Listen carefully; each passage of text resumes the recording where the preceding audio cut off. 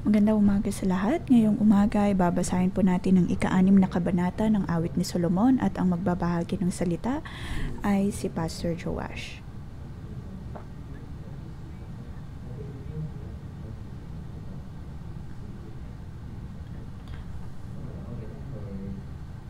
Ang unang tatlong bersikulo ay bahagi pa rin po ng ika-4 na awit. Ngunit mula verse 4 hanggang 16 ay ang ika-5 awit. Ang nobya dito ay tumutugon po sa mga iba pang mga babae sa Jerusalem.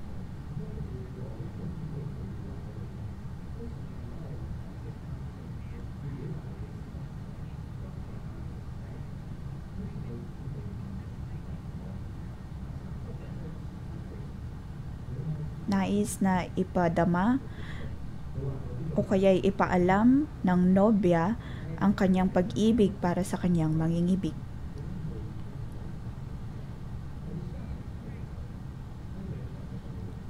Kanyang pinuri ang kanyang mangingibig. Kung kaya naman tayo po ngayon ay nasa ika-4 na kapitulo.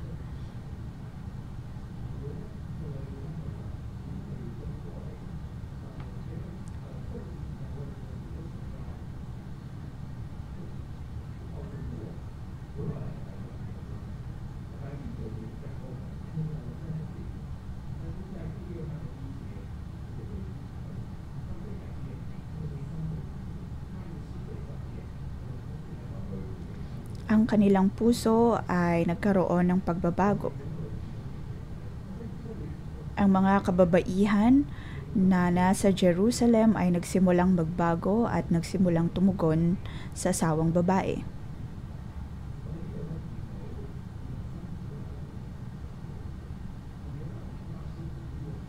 Makikita po natin ang pagbabago ng asawang babae at ang kanyang paglago.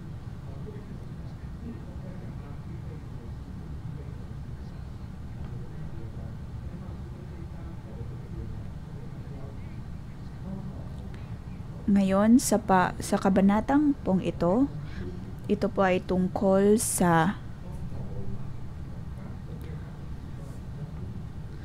tuwing ang pananabik po ay nagagawa ng aksyon, ang nobya ay magiging mandirigmang nobya.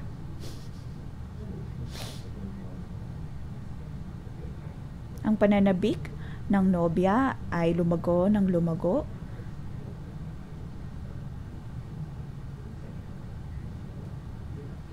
Ngunit kailangan ito ng aksyon.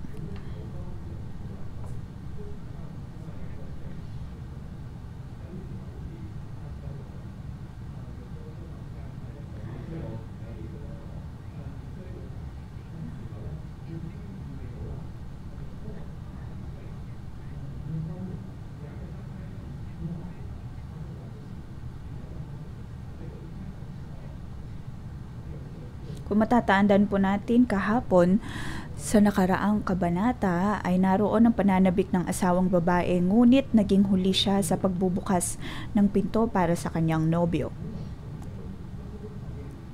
At may mga pagkakataon na sa atin pong buhay ay may ganito din po tayong problema kung paano po ang ating relasyon sa Diyos, kung lumalago po ba ang ating pag-ibig para sa Diyos, ang ating pagnanais sa Kanya.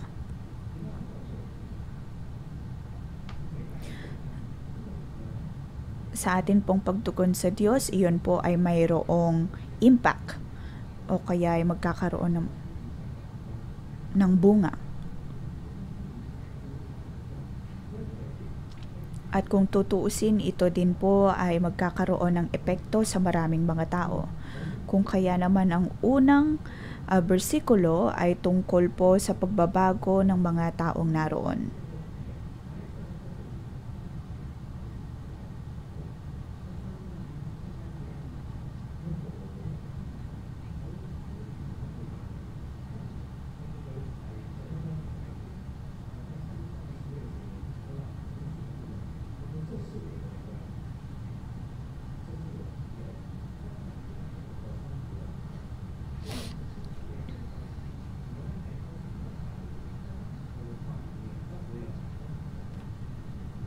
Ayon sa kultura po noong araw na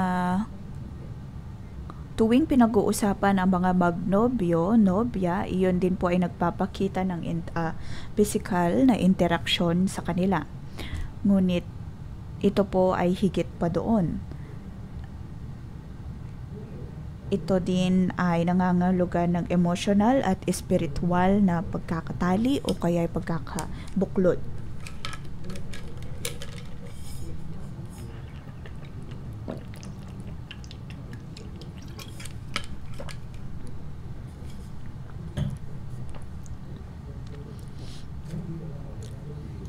Napagtagumpayan ng asawang babae ang pagsubok at dahil dito ay nagkaroon din po ng pagbabago at nagkaroon din ito ng epekto sa iba pang mga taong nakapaligid sa kanya.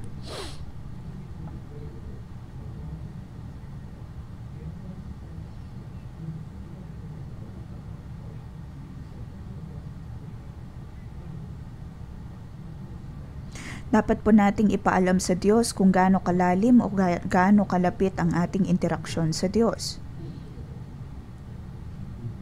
At magkakaroon din ito ng epekto sa kanila at sila ay mai-impluwensyahan na rin. Ito ay magiging aksyon natin bilang pagtugon sa Diyos.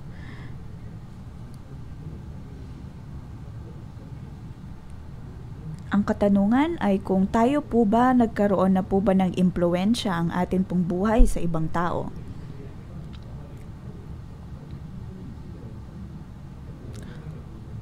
Lalo na para sa mga taong mahilig magrason, mahilig mag-isip na napakabukas pagdating sa kanilang mga buhay, sila madalas ang nagkakaroon ng malaking impluwensya sa ibang tao. Katulad ni Pastor Jason, sa Ingles ay tinatawag po siyang napaka-rational na tao, o kaya si Pastor HK na mahilig mag-isip, mahilig magrason, mahilig magdahilan.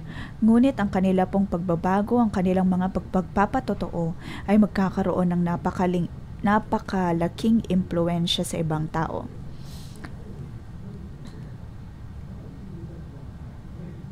Sa kanilang pagiging bukas tungkol sa kanilang ugnayan sa Diyos at maging sa ugnayan sa kanilang mga asawa, ito po ay nagkakaroon ng malaking impluwensya sa iba. Kung kaya naman napakahalaga na dapat po tayong maging bukas sa ating pagbabahagi ng ating emosyon ng kung ano man ang ating iniisip. Ito ay magkakaroon ng malaking epekto sa iba.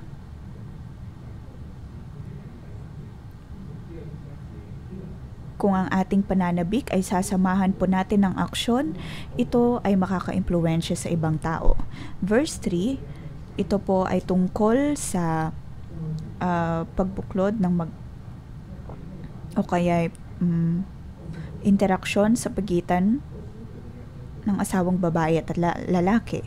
Ang irog ko'y akin lamang at sa kanya naman ako, sa kanya na nagpapastol ng kawan sa mga liryo. Noong una, ang uri ng kanilang pag-ibig ay tila naghahabulan, ngunit dito naroon ang kasiguraduhan.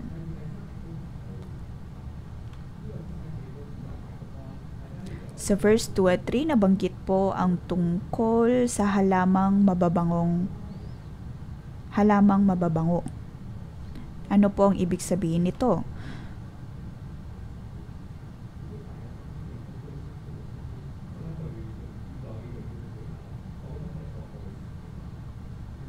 Ang liryo na binabanggit po dito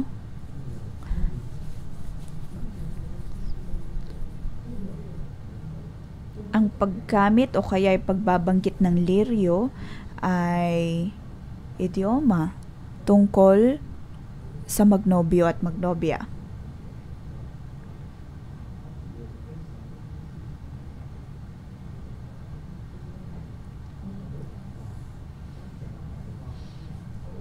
Ang liryo ay kumbaga password o kaya code name na mayroon sila para sa bawat isa.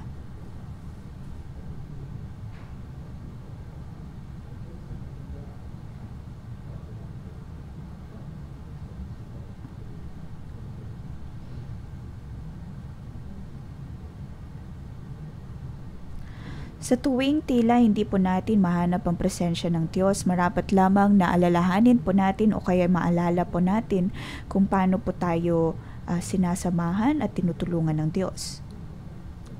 Kung paano niya tayo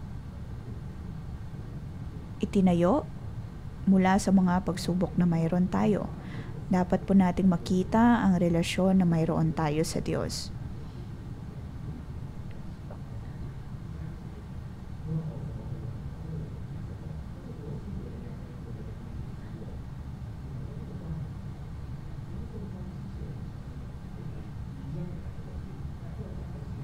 Kung tutuusin ang kanila pong relasyon sa bawat isa ay napakalaki ng pagbabago.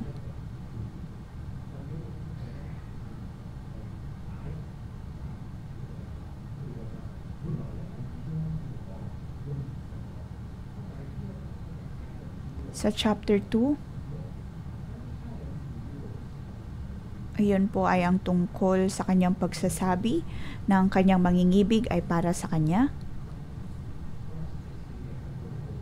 Nang makaranas ang nobya ng maraming mga pagsubok, pakiramdam niya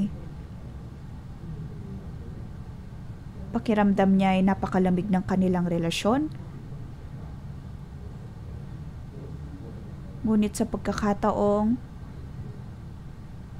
kanyang inalala na siya'y kabilang sa kanyang mangingibig, nagkaroon ng pagbabago.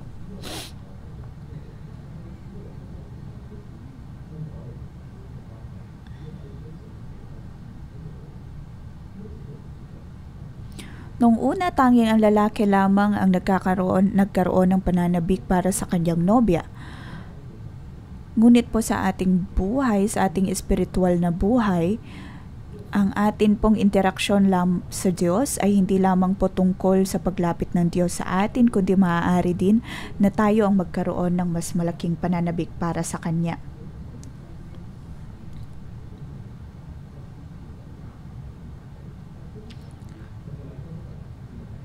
Maaaring sa iyong buhay ngayon, ikaw ay nakakaranas ng mga problema, ikaw ay nakakaharap ng problema pagdating sa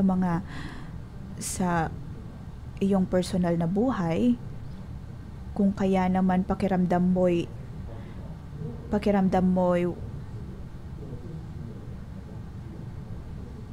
wala kang gana na dumulog sa Diyos. Ngunit tulad ng nakikita po natin sa kabanatang ito, naway magkaroon po tayo ng higit na pananabik sa Diyos.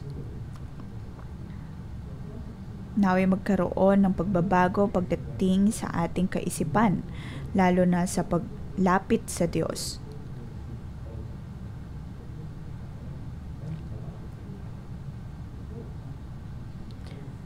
Madalas, ang atin pong pagtugon sa Diyos ay hindi lamang dahil sa kung anong nagagawa niya sa ating buhay.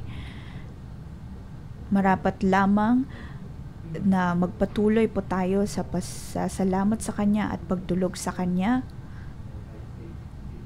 kahit ano paman ang ating nararanasan sa buhay. Sa verse 4 hanggang verse 12, iyon po ay tungkol sa mga papuri para sa hari. Ang papuri ng mangingibig para sa kanyang nobya.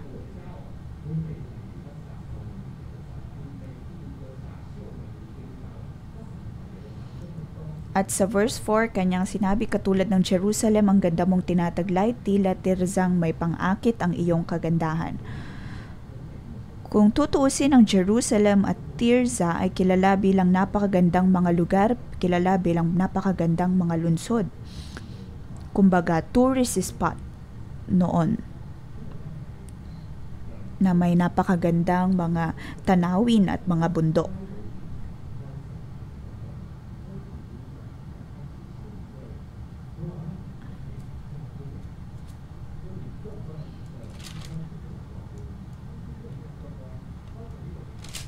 Kanyang sinasabi dito na napakaganda ng kanyang nobya katulad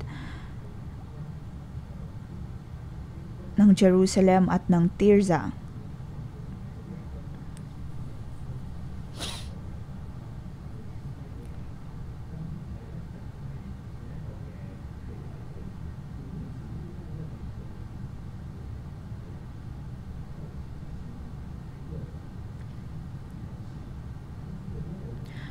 Mapapansin po natin dito ang mga papuri na mayroon ng mangingibig para sa kanyang nobya na hindi lamang niya pinuri ang kanyang kagandahan kundi maging ang kanyang katatagan at kung gaano siya kahanga-hanga.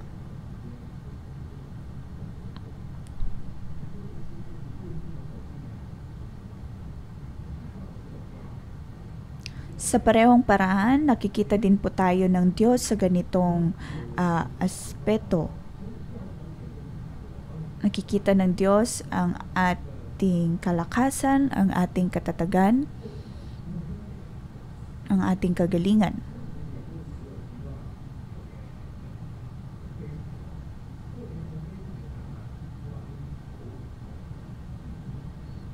Kung tutuusin, ang mangingibig dito ay napakapuno ng pag-ibig. Kanyang sinabi sa verse 5, sa akin, wag mong ititig ang mata mong mapupungay pagkat ako'y nabibihag, hindi ako mapalagay. Ang buhok mong anong haba, pagkilos mo'y sumasayaw, parang kawan na naglalaro sa bundok ng Gilead. Ibig sabihin nito ay talagang pinupuri niya ang kagandahan ng kanyang nobya.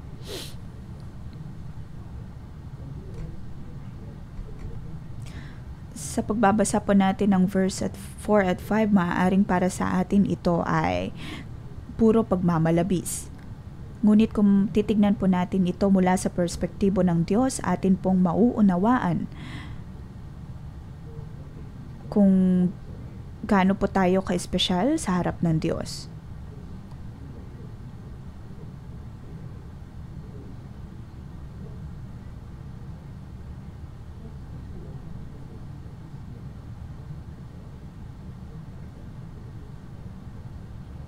Katulad ng nobya dito, maaaring napakasimple lamang po tayo, ngunit tayo ay tinitignan ng Diyos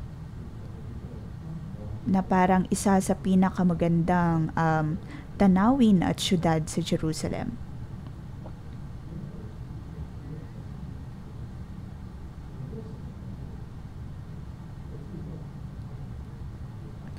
Ang ating pagnanais sa Diyos ang siyang magpapaantig din sa damdamin ng Panginoon.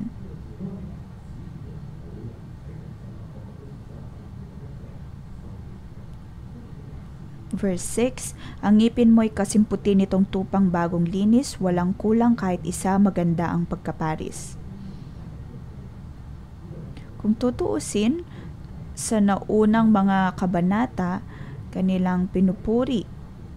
Dati nang nabanggit ang pagpuri sa ngipin ng nobya, ngunit dito'y mayroong kaunting pagbabago o kaya higit na pagpupuri.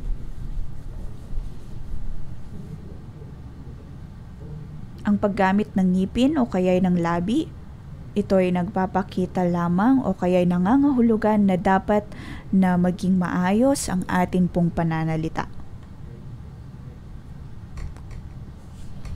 Hindi po natin dapat ginagamit ang ating bibig upang mag-chismis o kaya'y mangutya ng iba.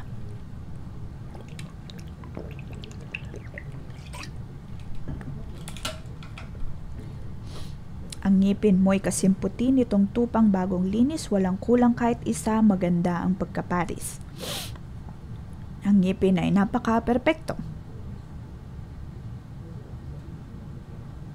Ito ang tingin ng Diyos pagdating sa kanyang minamahal.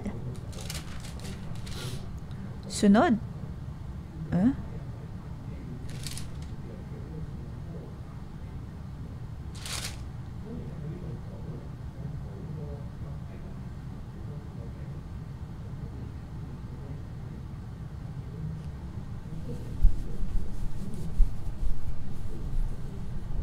Sabi sa verse 9,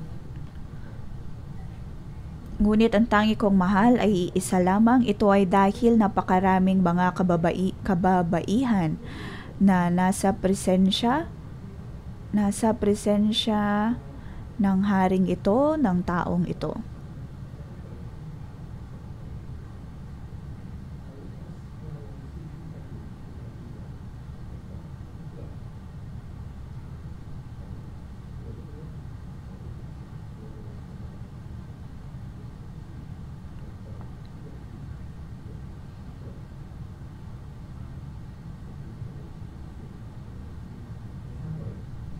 Sabi po dito, nag-iisa siyang anak ng ina niyang minamahal, kaya siya'y mahal nito ng higit sa kanino man.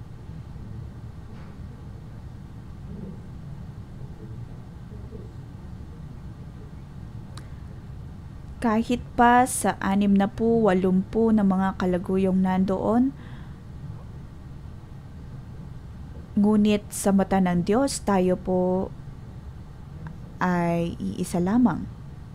Natatangi, namumukod tangi.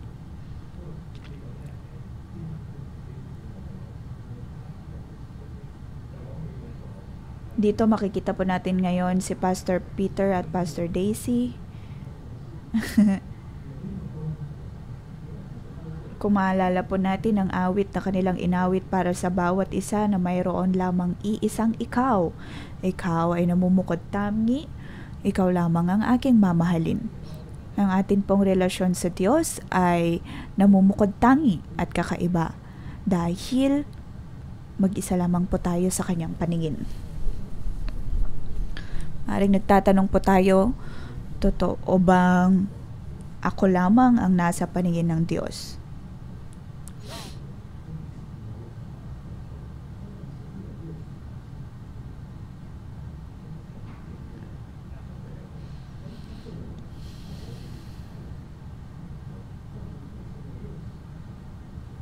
Sa atin pong sariling perspektibo,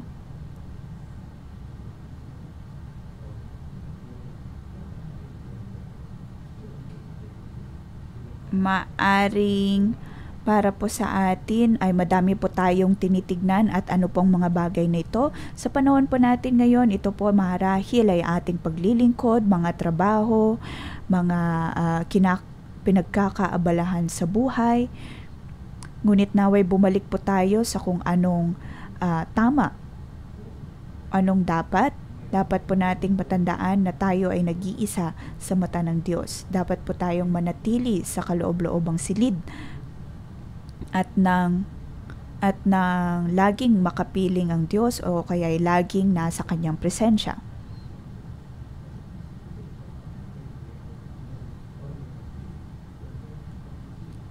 Dapat po tayong magkaroon ng panahon na makipag-interaksyon sa Diyos. Sa atin pong buhay, sa atin pong paglilingkod, dapat laging mayroong puwang para sa Diyos. Tayo ay nag-iisa sa mata ng Diyos, tayo ay namumukod tangi sa mata ng Diyos, kaya't marapat lang din na ang ating focus, ang ating paningin ay nakatuon sa Kanya. Sa tuwing tayo ay nananabik sa Diyos, siya man din ay nananabik para sa atin. Verse 10 hanggang 12. Sino itong sa tingin ko ay tila bukang liwayway, kasing ganda ng buwan, kasing ningning nitong araw? Verse 10. Dito nabanggit ang tungkol po sa asawang babae muli.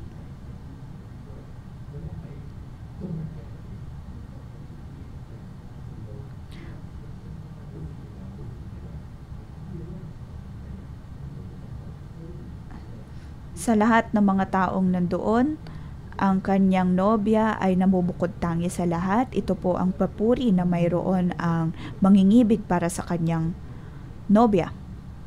Lalo na sa verse 11, ang hardin ng almendra ay akin ang pinuntahan. At nabanggit niya pang mas marami pang mga papuri pagkatapos sa verse 12, kay laki ng pananabik na ikaw ay makatalik.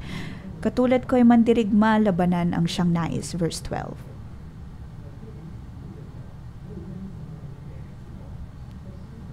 Nang ang asawang babae ay naglalakad ng mag-isa at pinupuri ang mga puno na nandoon.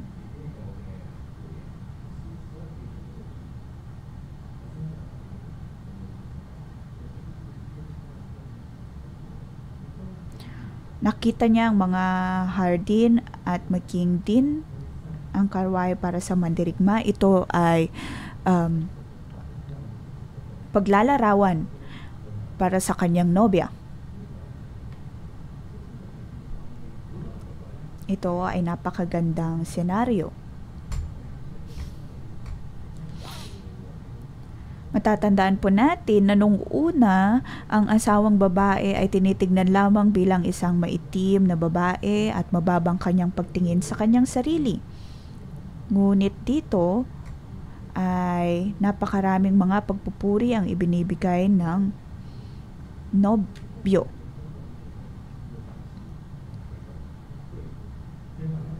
Sa mata ng hari, sa mata ng kanyang nobyo, siya ay napakaganda. Sunod sa verse 13, magsayaw ka, babaeng Sulamita, upang ikay mapagmasdan o dalagang sakdal ganda.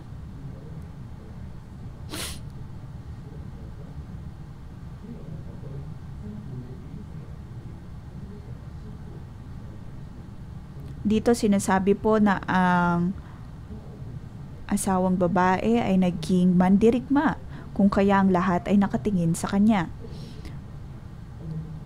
Sa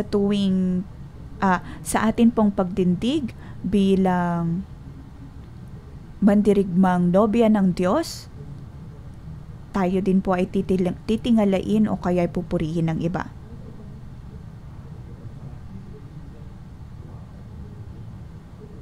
Ang malapit na relasyon natin sa Diyos ay higit na lalago.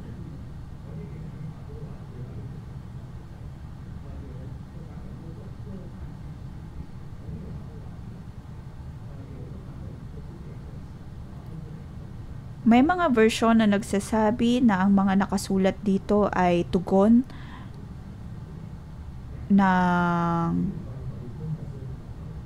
ng mangingibig para sa kanyang nobya o kaya nobya para sa kanyang nobyo, ngunit para sa akin ito ay interaksyon nga sa pagitan ng dalawa.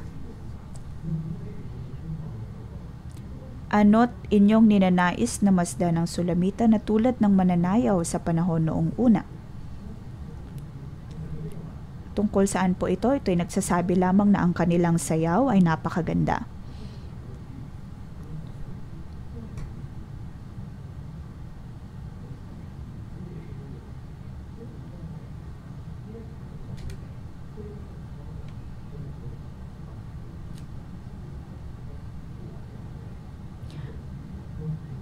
Maging ang mga taong nakapaligid sa magnobyo at magnobya ay kinikilig o kaya tila natutuwa sa uri ng relasyon at interaksyon na mayroon ng dalawa.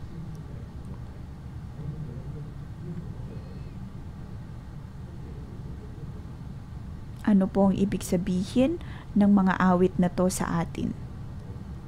Iyon ay magkaroon din po tayo ng parehong uri ng pananabik sa Diyos. Ang ating relasyon sa Panginoon. Dapat po tayong sumunod sa Kanya. Dahil ang atin pong ugnayan sa Diyos ay magkakaroon din ng epekto sa ibang tao. Ang uri ng relasyon na mayroon tayo sa Kanya ay makakaapekto din sa iba. Tayo po ay magiging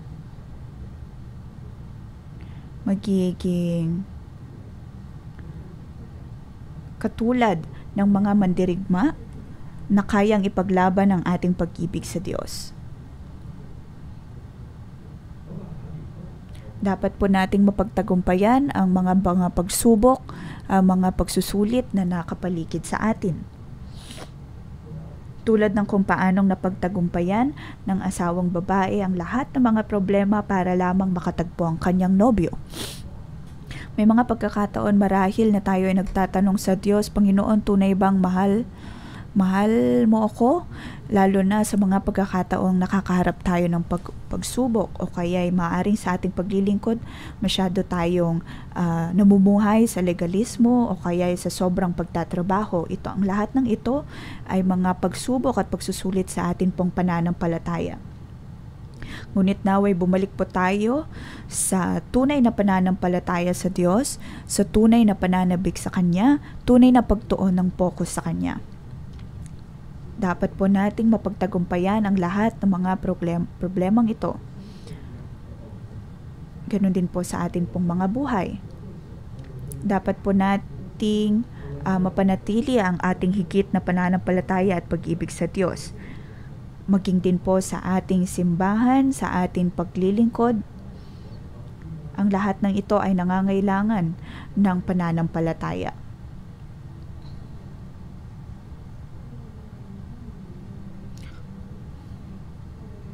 Ngayon, dapat po tayong tumugon sa Diyos.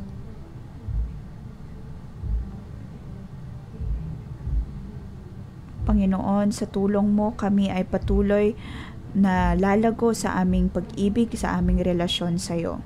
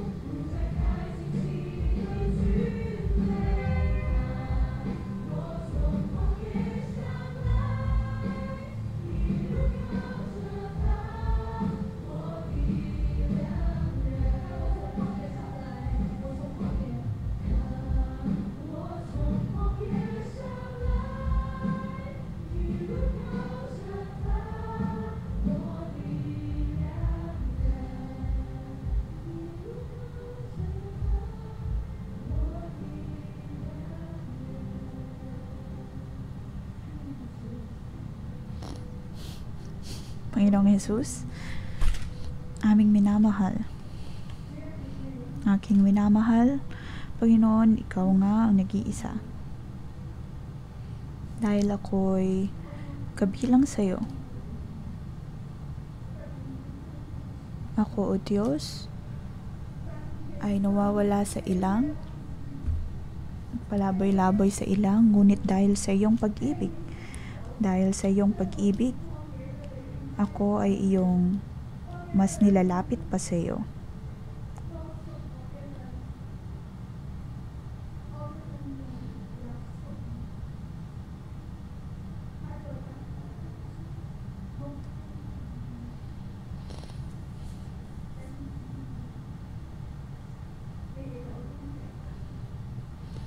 Mga kapatid, maaaring mayroon po tayong mga karanasan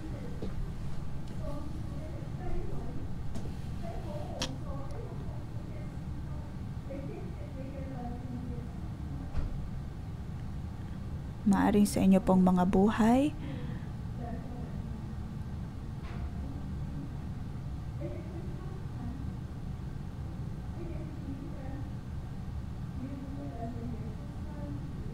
kayo ay tila nawawala, at maaari po ninyong ibahagi kung paano ninyo nakatagpo ang inyong mangingibig.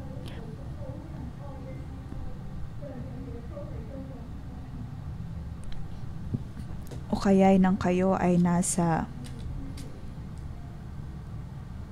pinakamababang punto ng inyong buhay, paano po ninyo nakatagpo ang Diyos?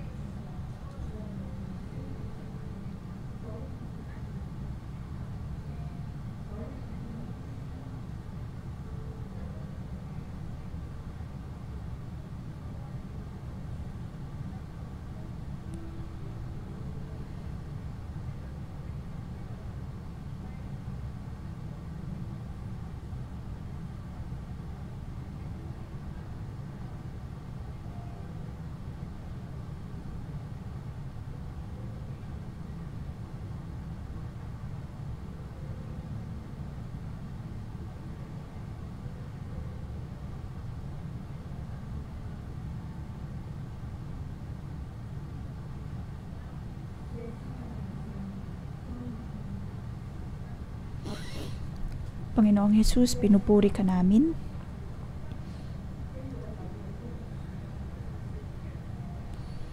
Nang ako ay naglakad sa lambak ng kalungkutan, nang ako ay nagkaroon ng depresyon, nagkaroon ng napakaraming mga pagsubok pagdating sa aking emosyon.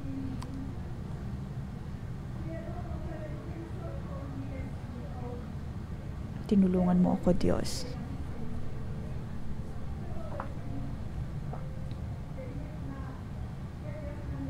Ang lahat ng mga problema na mayroon ko ay aking nagawang ilabas sa tulong mo.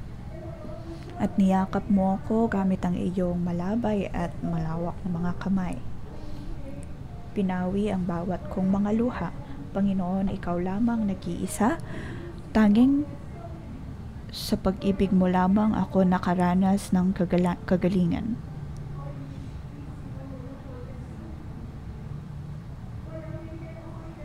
Tanging sa pag-ibig mo lamang na ang lahat ng aking sugat ay kumaling. At hindi na ako mananatili sa ilang. Tanging sa pag-ibig lamang ng Diyos, na ang aking puso ay napuno ng kagalakan. Panginoon, pinapasalamatan kita at pinapupurihan. Na bawat araw ay kaya kong yakapin ang iyong pag-ibig. Ang iyong pag-ibig ay walang hanggan. Ang iyong pag-ibig ay walang kapantay.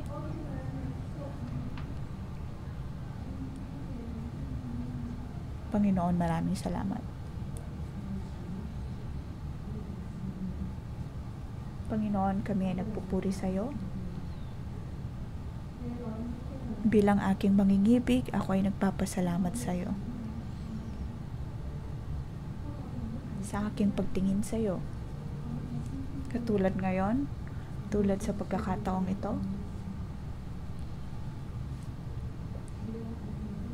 nang makita ko ang iyong pag-ibig maging sa mga taong nakapaligid sa akin, ako ay naluha. Hindi ko mapigilan ang aking mga luha, hindi ko mapigilan ang aking mga ngiti. Dahil ang iyong pag-ibig ang patuloy nagpapalago at nagpapalaki ng aking puso. At sa verse 5,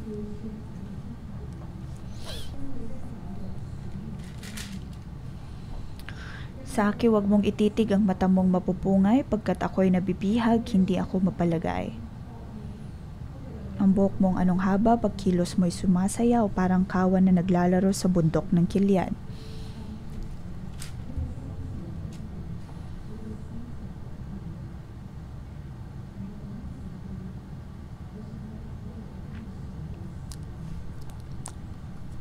Mga kapatid, nais ko na magkaroon po tayo ng panahon na magmuni-muni.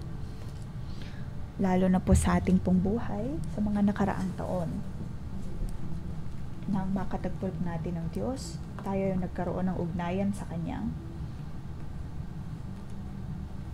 Tayo po ba ay nakatingin lamang sa Kanya, nakapokus lamang sa Kanya?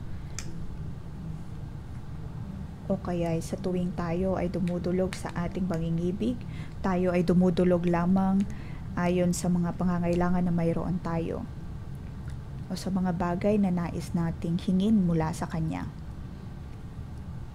Siyasatin po natin ang ating puso at ang ating ugnayan sa Kanya.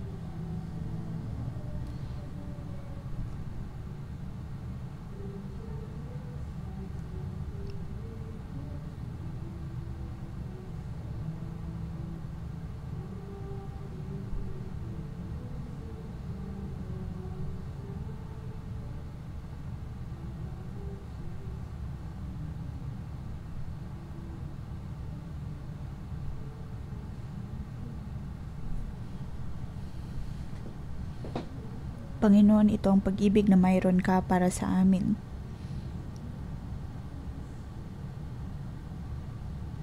Kung kaya naman kami ay naantig.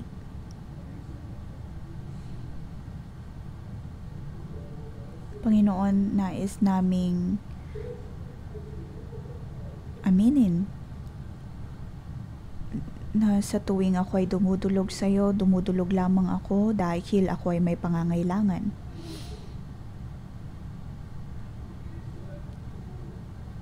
Sa aking mga pagsubok, sa mga problema na mayroon ako, ang aking kalusugan, ang aking pamilya, ang aking problema sa pera, ang aking problema sa tao, napakaraming mga problema. Ako ay dumudulog lagi sa iyo dahil lamang sa mga problemang ito.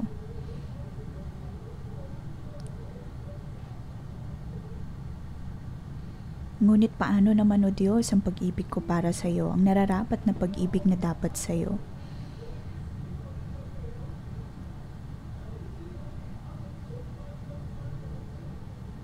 Panginoon, lagi mong sinasabi na sa tuwing ako ay titingin sa iyo, dapat na ako ay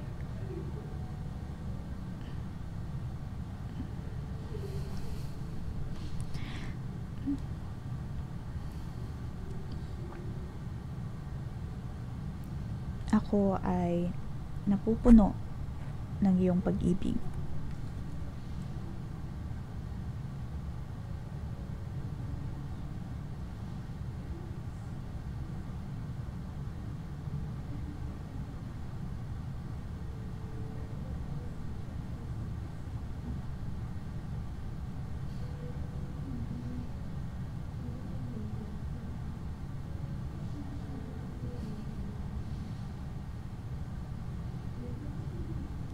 Ngayon tayo po ba ay handa na isuko ang ating mga issue sa buhay at maging mas simple lalo na sa pagtulog sa Diyos?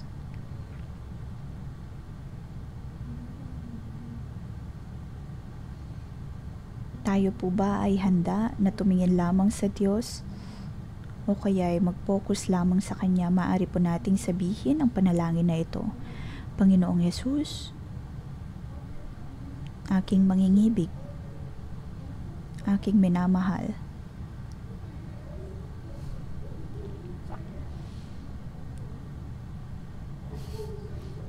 napakatindi ng iyong pag-ibig, pag-ibig para sa akin.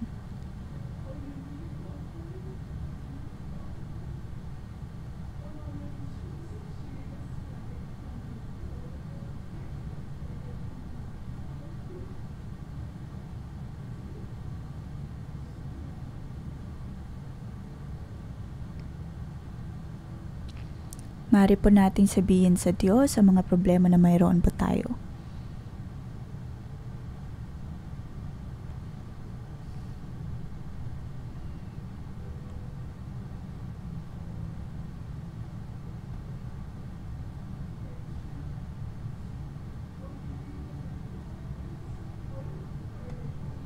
Panginoon, handa akong isuko ang lahat para sa iyo. Nais ko lamang ay ang tumingin sa iyo.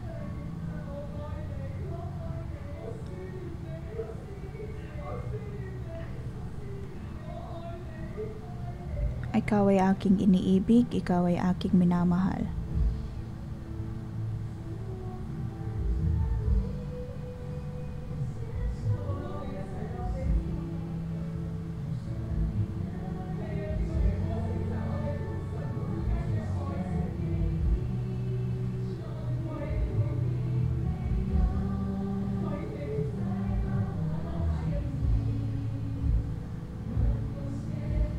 Panginoon, handa akong isuko ang lahat para sa iyo.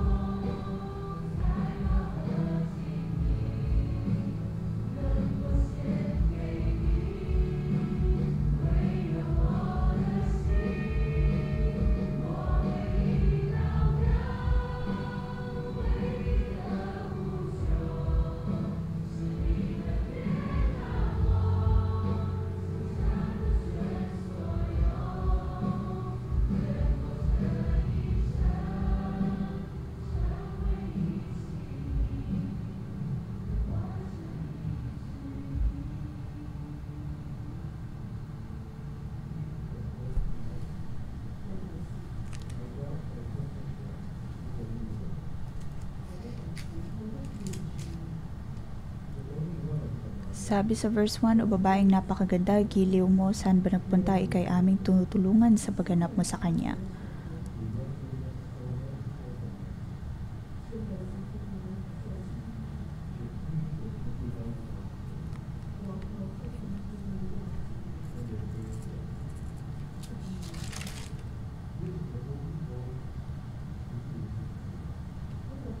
Ang ganda mo'y di magkawang maitago ng lubusan, nasisinag sa belo mo, kagandahang tinataglay. Ikaw ang tangi kong mahal, ika'y iisa lamang, kalapati ang katulad ng taglay niyang kagandahan.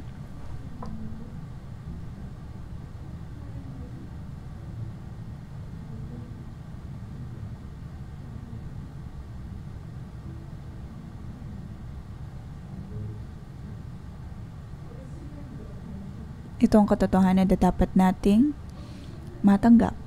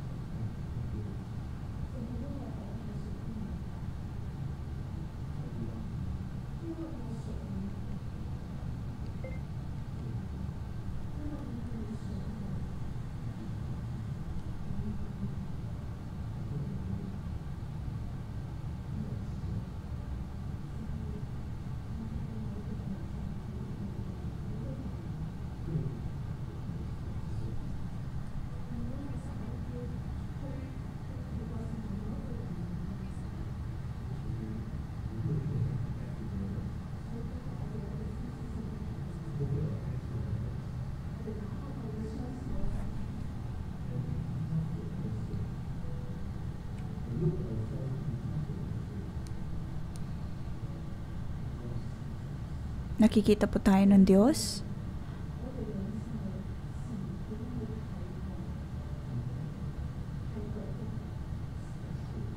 Tayo ay espesyal. Tayo ay mayroong layunin sa mundo.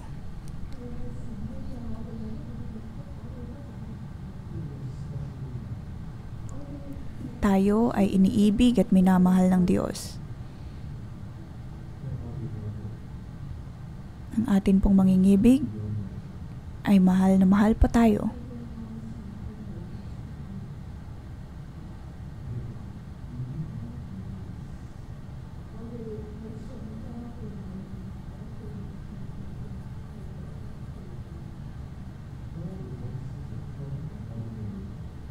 Lahat ng mga tinig na atin pong nadidinig mula sa paligid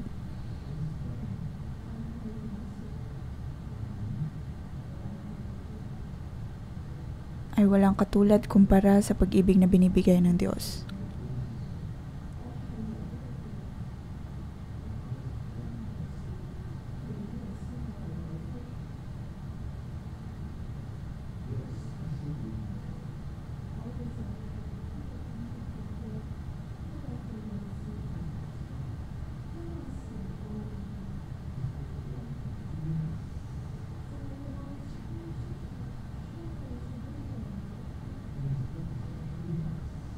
Ang kanyang pag-ibig ay napakahalaga.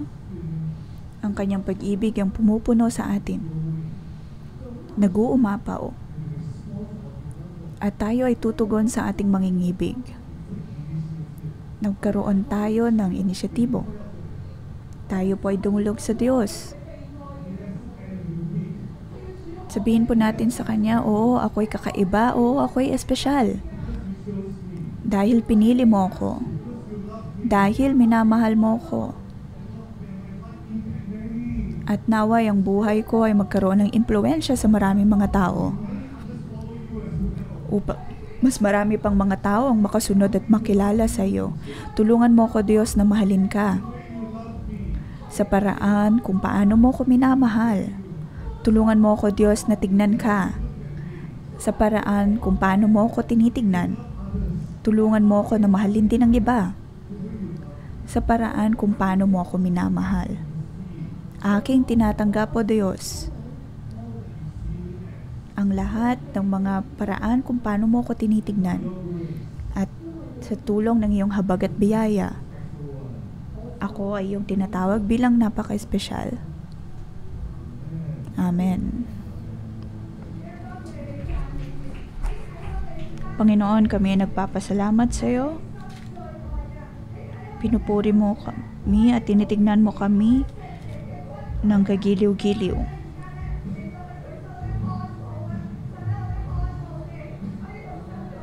Atin pong itaas ang ating mga kamay at sabihin po natin sa Kanya kung gaano po natin tayo, kung paano po tayo nananabik sa Kanya.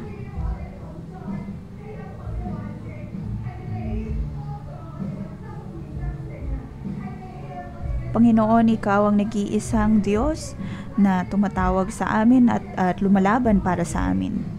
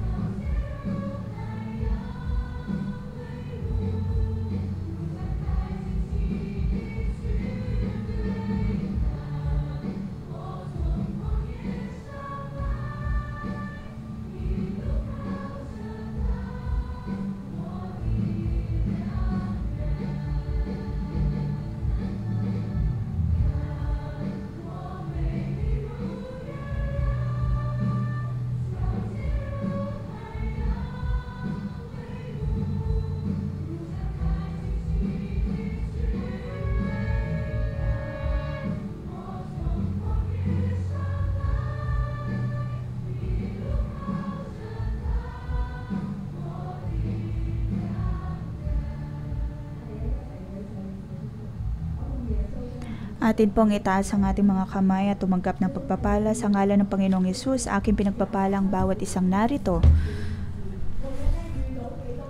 Na kami, O Diyos, ay tinulungan mo upang hindi lamang maging nobya, kundi maging mandirigma sa kabila ng mga pagsubok na mayroon kami. Tulungan mo kami, O Diyos, na mag-focus lamang sa iyo.